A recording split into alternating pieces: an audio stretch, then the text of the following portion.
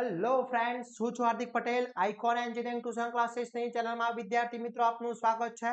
Diploma semester 3 ની અંદર અભ્યાસ કરતા મારા મિકેનિકલ બ્રાન્ચના વિદ્યાર્થી મિત્રોનો જે સબ્જેક્ટ આવે છે એન્જિનિયરિંગ થર્મોડાયનેમિક્સ, જેનો સબ્જેક્ટ કોડ છે 43319002, એના આજે આપણે યુનિટ નંબર 3, 4 અને 5 ના વેરી મોસ્ટ ઇમ્પોર્ટન્ટ ક્વેશ્ચનની વાત કરવાના છે, જે જીટીયુ ની અંદર 42 માર્ક્સ એટલે 42 માર્ક્સના મોસ્ટ આઈએમપી ક્વેશ્ચન પૂછાઈ શકે છે.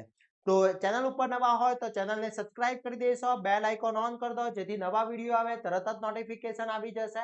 વિદ્યાર્થી મિત્રો, આપણું ડિપ્લોમા સેમેસ્ટર 3 નું એક વોટ્સએપ ગ્રુપ ચાલી રહ્યું છે. હજી સુધી તમે એમાં જોઈન નથી થયા તો ફટાફટ જોઈન થઈ જશો, જેની લિંક ડિસ્ક્રિપ્શનમાં મૂકેલી છે. તો ફટાફટ જોઈન થઈ જશો અને બેસ્ટમાં બેસ્ટ તૈયારી કરી શકો છો. પ્લસ આપણે સેમેસ્ટર 3 મિકેનિકલ બ્રાન્ચના દરેક લેક્ચર્સ એટલે કે વિડીયોઝ એના મૂકેલા છે. પ્લસ આપણે કોર્સ પણ લોન્ચ કરી દીધેલા છે, જેની લિંક પણ ડિસ્ક્રિપ્શનમાં મૂકેલી છે.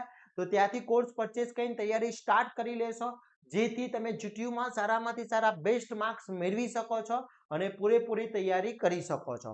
હવે આપણે વાત કરવાના છે ડિપ્લોમા સેમેસ્ટર 3 મિકેનિકલ બ્રાન્ચના મોસ્ટ આઈએમપી ક્વેશ્ચન. એમાં unit number 3, first of all unit number 3 ના મોસ્ટ આઈએમપી ક્વેશ્ચનની આપણે ચર્ચા કરી લઈએ અહીંયા. તો ફર્સ્ટ અહીંયા છે યુનિટ નંબર 3 માં સોર્સ, હીટ સિંક, પછી હીટ રેફ્રિજરેશન, હીટ પંપ અને હીટ એન્જિનની વ્યાખ્યાયિત કરો. મોસ્ટ આઈએમપી ક્વેશ્ચન છે.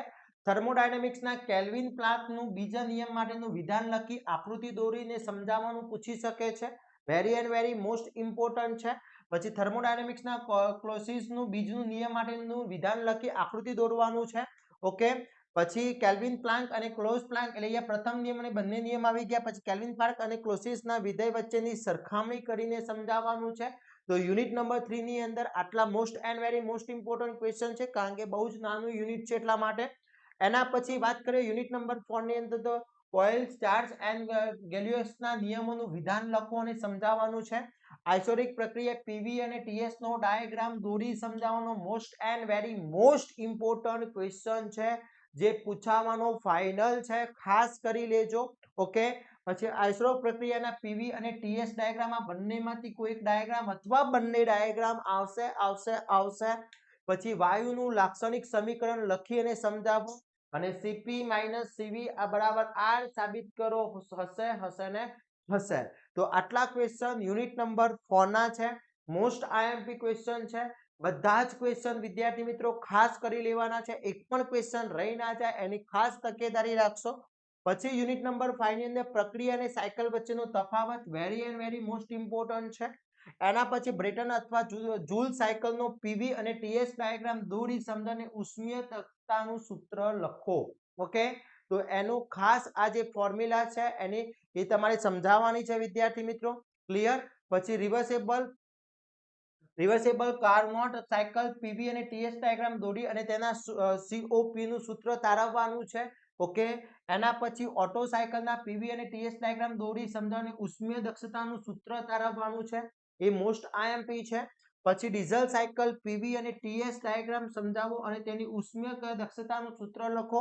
અને કાર્નોટ સાયકલના પીવી અને ટીએસ ડાયાગ્રામ તેનું સીપીયુ નું સૂત્ર સમજાવવાનું છે. તો આટલા ક્વેશ્ચન વેરી મોસ્ટ ઇમ્પોર્ટન્ટ છે ઈટી ની અંદર. એમાં ઓલરેડી મેં યુનિટ નંબર 1, યુનિટ નંબર 2 ના મેં તમને અલગથી પ્રોવાઈડ કર્યા છે. આજે આપણે યુનિટ નંબર 3, 4 અને 5 ના અહીંયા પ્રોવાઈડ કરી દીધા છે. આ બધા જ ક્વેશ્ચન પરફેક્ટલી કરી લેશો એટલે આખું એન્જિનિયરિંગ થર્મોડાયનેમિક્સ કવર થઈ જવાનું છે. એક પણ ક્વેશ્ચન બાકી નહીં રાખવાનો. બધા જ ક્વેશ્ચન કરી લેજો, જેથી તમે જીટીયુમાં બેસ્ટમાં બેસ્ટ માર્ક્સ મેળવી શકો છો અને સારું એવું રિઝલ્ટ લાવી શકો છો. આના દરેકના notes, IMPs, most IMP with answer દરેક વસ્તુ આપણા કોર્સની અંદર અપલોડ કરી દેવામાં આવી છે. તો ફટાફટ કોર્સ પરચેસ કરી લેશો અને તૈયારી સ્ટાર્ટ કરી લેશો. તો આવા જ નવા વિડીયો સાથે નવા દિવસે મળીશું. ત્યાં સુધી વિદ્યાર્થી મિત્રો મને રજા આપશો. જય હિન્દ, જય ભારત.